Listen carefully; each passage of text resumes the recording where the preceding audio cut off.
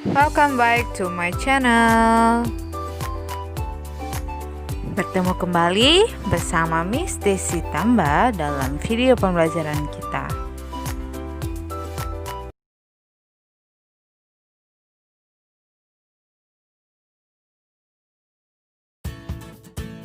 Nah, hari ini kita akan masuk pada materi baru, yaitu tentang cerpen.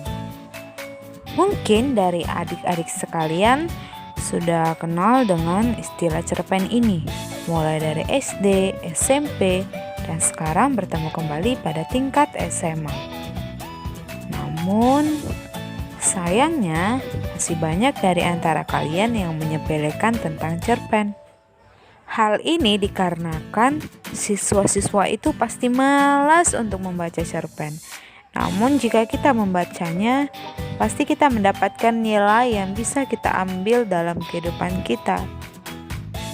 Nah, langsung saja kita masuk pada pengertian cerpen. Cerpen yang sering kalian artikan adalah cerita pendek. Namun itu bukan pengertiannya ya. Itu adalah singkatannya. Untuk pengertian cerpen itu sendiri adalah karya sastra yang bersifat fiktif di mana seorang tokoh yang mengalami konflik langsung mendapatkan penyelesaian. Untuk lebih jelasnya, adik-adik boleh melihat ciri-ciri dari cerpen itu sendiri. Terdiri dari 10.000 kata, artinya 10.000 kata itu terbilang singkat. Yang kedua, selesai dibaca dengan sekali duduk. Artinya, jika kita sudah membaca cerpen itu, kita tidak perlu mengulang kembali cerpen itu untuk mengingat konflik yang dibahas. Yang ketiga, ada bersifat fiktif, di mana fiktif ini adalah imajinasi dari pengarang dan sering diangkat dari kehidupan sehari-hari.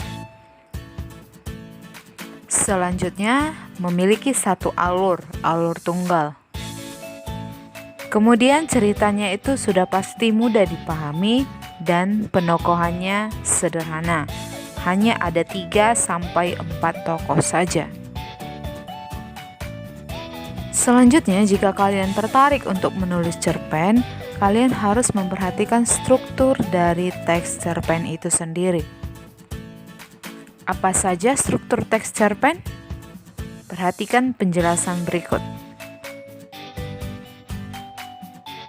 Yang pertama ada abstrak, yaitu gambaran keseluruhan dari cerita itu agar pembaca paham bahwa cerita itu akan menceritakan tentang apa. Nah, biasanya abstrak ini bersifat opsional, artinya boleh ada, boleh tidak. Yang kedua orientasi, yaitu berhubungan dengan tempat, suasana, dan waktu yang akan digunakan dalam cerpen.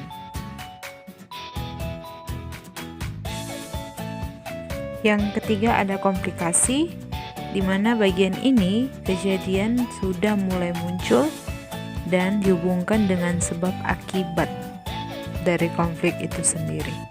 Nah, biasanya pada struktur inilah kita tahu karakter dari masing-masing tokoh. Selanjutnya ada evaluasi, di mana konflik sudah mulai mendapatkan penyelesaian.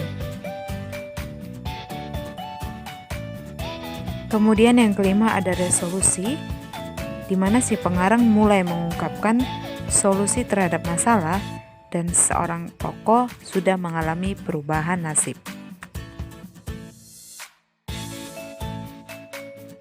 Dan yang terakhir ada koda, yaitu pelajaran yang bisa kita ambil dari cerpen yang telah kita baca. Biasanya bisa bersifat tersirat maupun tersurat. Baiklah, cukup sekian video pembelajaran kita kali ini tentang cerpen. Selamat belajar.